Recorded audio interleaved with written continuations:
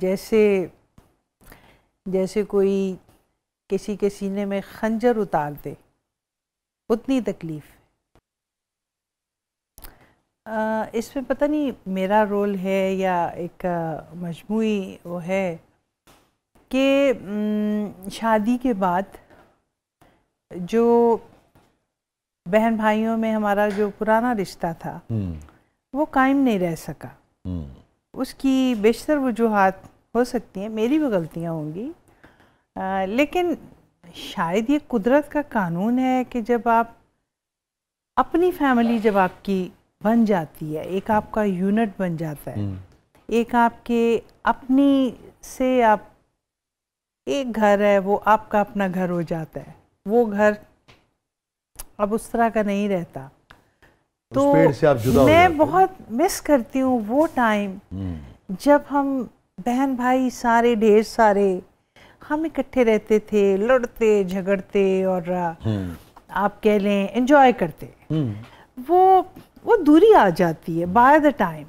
اس کی reason I don't know کیا ہوتی ہے، مجھے نہیں معلوم، میں نے بہت جگہوں پہ دیکھا ہے، لیکن مجھے یہی لگتا ہے کہ آپ کی پریورٹیز میں شاید اپنے بچے زیادہ ہو جاتے ہیں، جیسے ایک اللہ تعالیٰ نے بھی کہا ہے نا کہ دو چیزیں فتنہ ہیں، دو چیزیں مال اور اولاد، جہاں پہ یہ دو چیزیں، مال بھی اس میں آ جاتا ہے، اسے حسد شروع ہو جاتا ہے، دنیا داری شروع ہو جاتی ہے، مقابلہ شروع ہو جاتا ہے، مقابلہ شروع ہو جاتا ہے، ٹھیک ہے، حالانکہ وہ پہلے نہیں ہوتا، اس میں معلوم نہیں کس کا رول وہاں پہ نیگیٹو رول پلے کر جاتا ہے، لیکن مجھے ریگریٹ ہے، میں اپنی اگلی زندگی اگر مجھے ملے تو میں اپنے بہن بھائیوں سے بہت یونائٹڈ رہنا چاہوں گی۔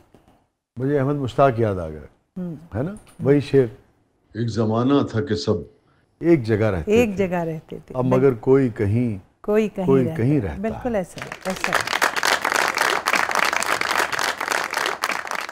کبھی آپ نے ڈسکس کیا اپنے بہن بھائیوں سے یہ بات کہ ہوتا نا بعض اوقات بہت سارے رشتے جتنے میں بھی نا مجھ میں رشتے کچھ خامیاں بھی ہیں، ہر انسان میں ہوتی ہیں، میں بہت زیادہ انٹروورٹ، خود ہی برداشت کرنے کی عادت جو ہے نا، وہ بس کوئی بات ہوتی ہے تو میں خود سہ جاتی ہوں، میں ایکسپریسو کم ہوں، میں لکھنے میں ایکسپریسو ہوں، یہ لکھنے والوں میں سے بہت سو کا یہ مسئلہ ہوتا ہے، میں ویسے ایکسپریسو کم ہوں، میرا نہیں خیال میں میرے بہن بھائیوں کو پتا ہوگا کہ میں ان سے کتنی محبت کرتی ہوں، وہ یہ سمجھتے ہوں گے کہ لیکن کدی اظہار نہیں کیتا، ہاں، یا اور بھی دوستوں میں بھی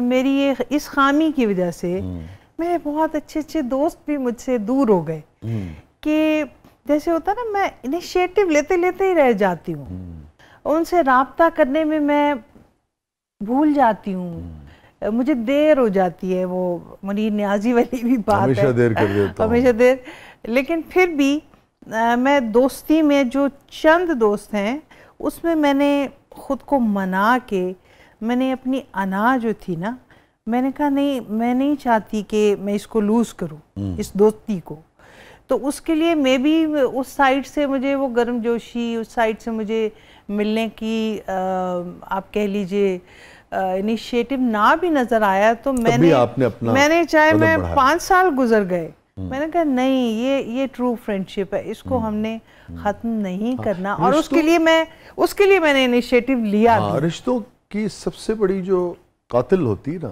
وہ انا ہی ہوتی ہے، ایگزیکٹلی، سب سے بڑی ہوتی ہے، لیکن یہ میری ذات کی خامیاں ہیں، مجھے ریگریٹ ان چیزوں پہ مجھے ہے کہ میں نے شاید لائف کو اس طرح انجوائے نہیں کیا، اس طریقے سے، جو اگر میں ایسے بیہیو کرتی تو ایسے ہو جاتا۔ کوئی ایسی چیز جو گلٹ میں مبتلا رکھتی ہو؟ جب میں نئی شادی کر کے آئی تھی تو اس گھر کو ایک بہت ہی ڈومیسٹک لڑکی کی ضرورت تھی، کچھ حالات ایسے تھے، لیکن میں کوئی مزاجن آج بھی میں ویسی ہی ہوں، جیسے مجھ میں وہ جو ہوتا ہے نا ایک وہ نہیں تھا، جس کو گرستی کہنا چاہ رہی ہیں؟ گرستی کہتے ہیں جس کو نا، وہ میرے میں آج بھی نہیں ہے، میں آپ کو سچ بتاؤں. یہ شعر اسی زمانے میں کہا تھا آپ نے؟ در و دیوار سے جالا نہیں جاتا اماں. پرانا ہے یہ، میری پہلی کتاب کا ہے یہ. اسی زمانے کی میں بھی مجھ سے گھر بار سنبھالا نہیں جاتا. مجھے شعر ہمارا ہمیشہ بڑا اداس کر دیتا ہے. جی مجھے یہ شعر سے نا ہمیشہ بچیاں، خواتین اور ان کے اوپر جب یہ ذمہ داری پڑتی ہے اور پھر جس طرح سے وہ اس سے نبرد آزما ہوتی ہیں، دیکھا ہم نے بھی اپنی زندگی میں. جی بالکل. تو مجھے ہمیشہ لگا کہ یہ بڑی معصومیت اور اداسی ہے اس شعر کے تہ میں. ایگزیکٹلی ایک دم سے جو دباؤ پڑتا ہے نا، خواتین پر ذمہ داری پڑتی ہے، تو وہ مجھے لگتا ہے کہ مجھے جو ہے اس وقت مجھے اور طرح بیہیو کرنا چاہیے تھا جو میں نہیں کر پائی. یہ مجھے پنچ کرتی ہے یہ بات. یو کین سے یہ فرمائیے ہیپیسٹ مومنٹ آپ کی زندگی کا. وہ واقعہ سنا دیتی ہوں آپ کو. ضرور. کہ میرے ہسبینڈ کو شوق تھا کہ ہماری بیٹیاں ساری ہی وہ CSS کریں.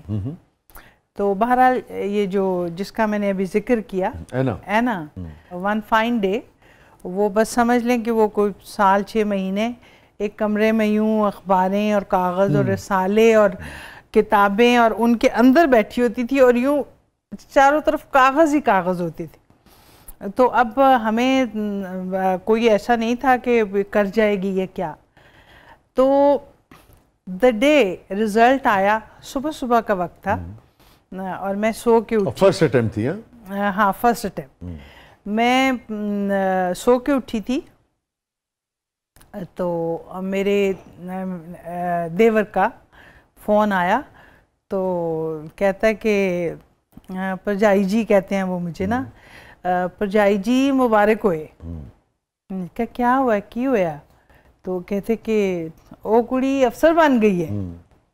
اچھا، اب وہ جب انہوں نے کہا نا کڑی افسر بن گئی ہے تو میرے پاس میری ایک ملازمہ ہوتی تھی، رانی اس کا نام تھا، رانی. تو بچے اوپر سو رہے تھے، جس نے امتحان دیا وہ بھی اوپر کے پورشن میں سو رہی تھی. میں نے کہا کہ رانی اوپر جا اور باجی نو کہہ بڑی وڈی گل ہو گئی ہے، بڑی وڈی گل. اور مطلب دس واز دا سینٹینس کہ جو وہ نا آج بھی ہم سب ہنستے ہیں کہ وہ سیڑھیاں چڑھتی ہوئی بھاگی جا رہی ہے، باجی جی بڑی وڈی گل ہو گئی ہے، بڑی وڈی گل ہو گئی ہے. تو یہ جو ایک مسرت تھی، یہ ایک نشاط کا لمحہ تھا.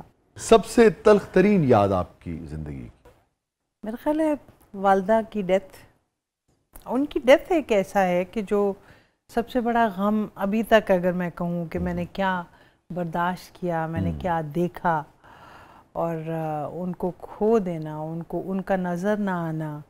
چاہے میں اتنی بڑی بھی ہو گئی تھی تو میں نے جانا تو جب تک وہ اس قابل تھیں اتنے نوالے بنا کے میرے منہ میں ڈالے. نہیں ایک نوالا اور کھا، کہنے ماں جی میں اور نہیں کھا سکتی، میرا پیٹ بھرا. بٹ وہ مجھے کھلائیں گے. پھر دا وے وہ میرا منہ چومتی تھی، مطلب یہ کہ وہ لمس جو ہے نا اس کو میں بہت مس کرتی ہوں. اور مجھے وہ جو نام میرا انہوں نے رکھا ہوا تھا وہ تھا پپے جانی. پپے جانی والدہ کہتی تھی، والدہ مجھے نا پپے جانی کہتی تھی. اور وہ میں نے 1-2 نظمیں بھی لکھی ہیں جس میں باقاعدہ میں نے پپے جانی کو اس میں ردیف میں رکھا ہوا ہے. ہاں ایگزیکٹلی. میں نے والدہ کے لیے ان کی ڈیتھ کے بعد بہت کچھ لکھا ہے، بہت زیادہ. میرا خیال ہے غزلیں، نظمیں پنجابی میں. تو ہو سکتا ہے کسی دن میں ٹوٹل ایک کتاب ہی والدہ کی نظموں پہ اور والدہ کی شاعری پہ آئے. کیا مکالمہ ہوا تھا آپ کی والدہ سے آخری؟ وہ زندگی کے آخری 2-2.5 سال بولنے سے معذور ہو گئی تھی، لیکن اپنی سینسز میں تھیں. وہ آنکھوں سے میں جاتی تھی نا، جیسے عام زندگی میں وہ جیسے میں ان کے گھر جاتی تھی تو بھابھیوں کی، بھائیوں کی کوئی جو بھی باتیں ہوتی تھی نا، مجھے گھٹنا سے گھٹنا میرا جوڑ کے مجھے بٹھا لیتی تھیں، اپنا دل ہلکا کرتی تھیں، اپنی کہانی سناتی تھیں. آج یہ ہوا، آج اس نے مجھے یہ کیا، اس نے کھانے کے مسائل، جو اولڈ ایج ہوتے ہیں. تو وڈ یو امیجن کہ جب وہ بولنے سے قاصر تھیں تو مجھے وہ پھر بھی میں ان کی پوری بات سمجھتی تھی کہ یہ مجھے اس وقت مجھے کیا کہہ رہی ہیں.